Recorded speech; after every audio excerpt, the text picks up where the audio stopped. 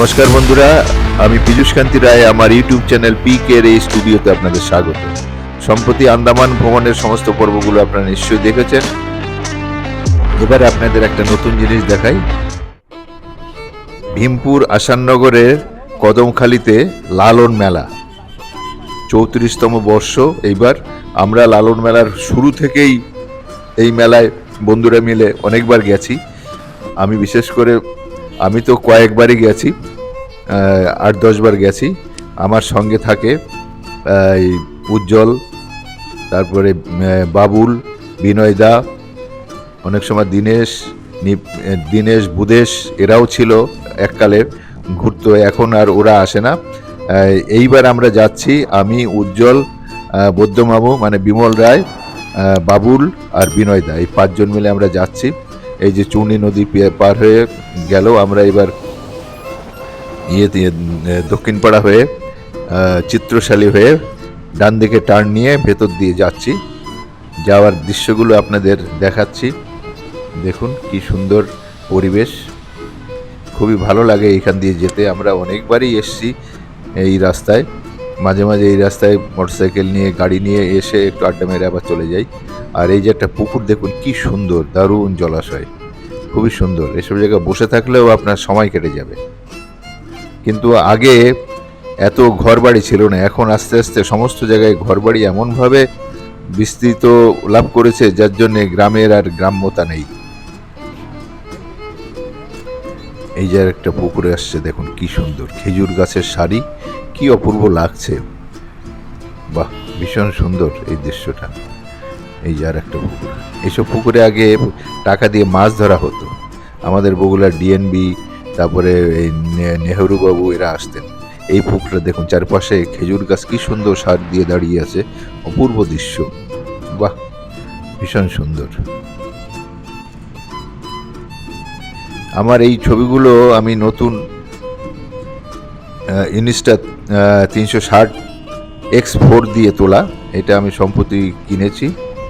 দেখুন, তাতেই প্রথম আমি এডিটিং করে এই সফটওয়্যারে ছাড়ছি। এটা আমার প্রথম এডিটিং আপনার 360 ক্যামেরার। দেখুন এই একটা ভিউ, দেখুন কি সুন্দর। স্টিক দেখা যাচ্ছে না, গাড়িটা দেখা যাচ্ছে কীরকম, মনে হচ্ছে একটা পৃথিবী গোলের উপর দিয়ে আমরা চলছি। সব সফটওয়্যারের কামাল। এই দৃশ্যগুলো কেমন লাগে? যদি ভালো লাগে একটু লাইক করবেন।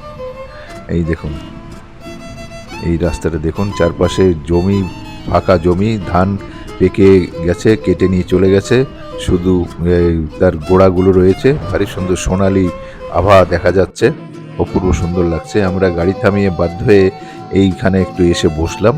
এইখানে যে ঘাসে ধানের যে গোড়াগুলো রয়েছে, তা একদম স্পঞ্জের মতো, তার উপর বসে আছি। দেখুন, বাবুল বলছে এইসব ছবিগুলো কি টিভিতে দেখা যায়? আমি বললাম হ্যাঁ, দেখা যাবে, তোর গিন্নির মোবাইলে, ইউটিউবে দেখতে পারবে। এই একটা শট দেখুন, ক্যামেরা আমি চারিদিকে ঘোরাচ্ছি, সেটা একটু অন্যভাবে আপনাদের দেখালাম।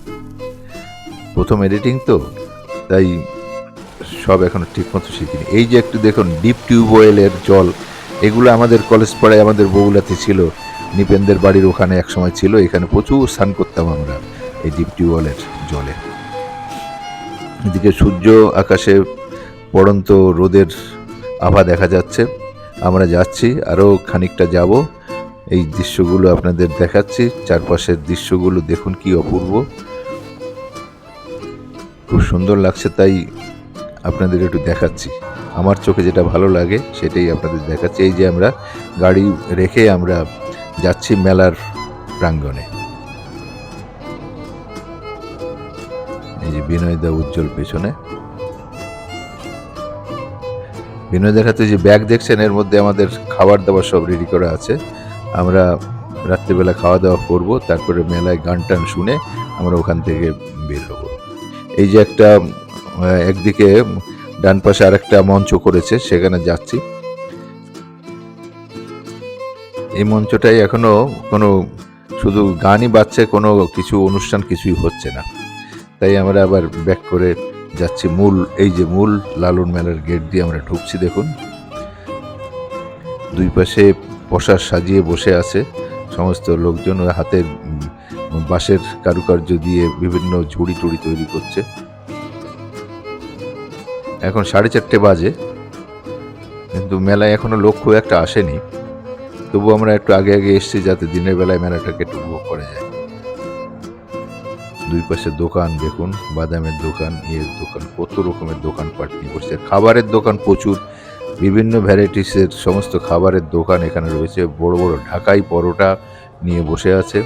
ঢাকাই পরোটা খুব মজা খেতে, কিন্তু এখন এই বয়সে আমাদের আর সেই ঢাকাই পরোটা খাওয়ার মতন হজম শক্তি নেই, তাই আমরা ওইগুলো কিছুই খেলাম না।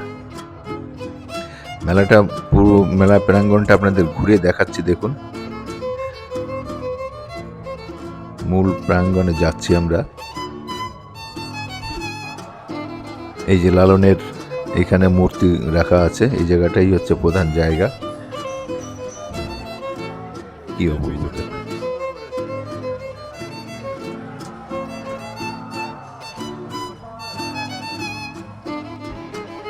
লালনের একটা মূর্তি কাঠ দিয়ে বানানো, এটা এই আর কি, এটাও কাঠ দিয়ে বানানো।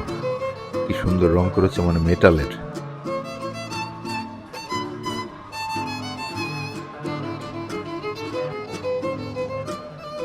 এবার আমরা যাচ্ছি, আরো বিস্তারিতভাবে দেখাচ্ছি মেলা প্রাঙ্গণের আরো ওই দিকে, আপনার খালের দিকে যাচ্ছি।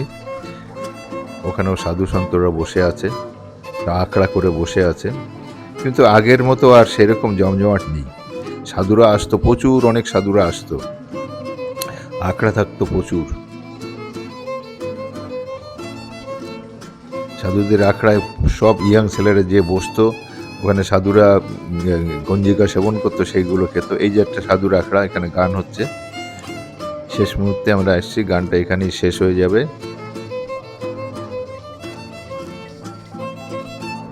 সমস্ত লালন ফকিরেরা।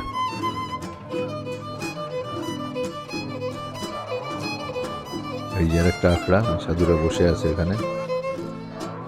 এই যে জায়গাটা, এটা পাশে বা পাশে খাল, এই যে খালটা কিন্তু মজে গেছে, জলে কচুরি পানা একদম স্থির হয়ে গেছে, জল টল কিছুই দেখা যাচ্ছে না, চড়া মতো পড়ে গেছে।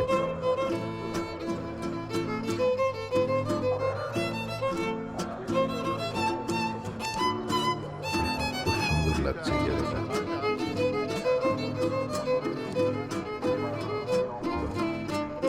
এই খালটা পরিষ্কার থাকলে খুবই সুন্দর লাগতো।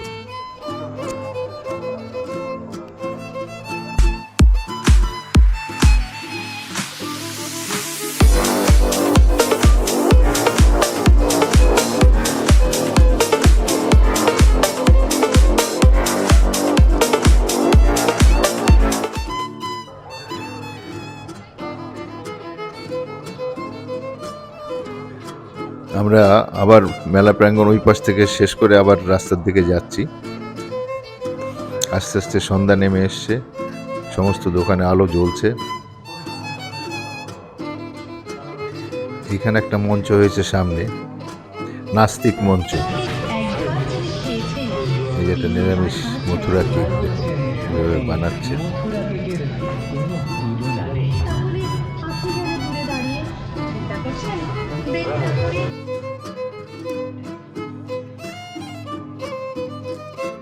আমরা মেলাটা 2-3 বার পাক দিয়েছি, এই প্রান্ত থেকে ও প্রান্ত। মাঝে বসেছিলাম, কিন্তু গান বাজনা কিছুই হচ্ছে না, শুধু বক্তব্য রাখছে। আজকে কোন এক মন্ত্রী আসবে, সেই মন্ত্রী উজ্জ্বল বিশ্বাস আসবে, তাকে দিয়ে উদ্বোধন করবে। অনেকক্ষণ ধরে ডাকাডাকি হচ্ছে, কিন্তু কেউ সাড়া দিচ্ছে না। যাই হোক, মেলাটা দেখে ভালো লাগলো। আপনাদের ভালো লাগলে একটি লাইক এবং শেয়ার করবেন, আর পারলে আপনারা ঘুরে আসবেন। 15 তারিখে শেষ, আগামীবার ঘুরবেন। মেলাটা খুব জমজমাট হয়, খুবই সুন্দর লাগবে আপনাদের। এটা বহু 34তম বর্ষ হচ্ছে। এই যে আমার এক বন্ধুর ওয়াইফ, বক্সির নীলরতন বক্সির ওয়াইফ ও মেয়ের সাথে দেখা এখানে মেলাতে, হুট করে আমাকে ধরেছে। আরে আমিও অবাক হয়ে গেলাম এখানে ওদের দেখে। ওদের ধন্যবাদ জানিয়ে এখান থেকে বিদায় নিলাম। এখন বাড়ির পথে যাব, কিছু খাওয়া দাওয়া করব, তারপরে আমরা বেরিয়ে যাব। ধন্যবাদ সকলকে, ভালো থাকবেন, নমস্কার।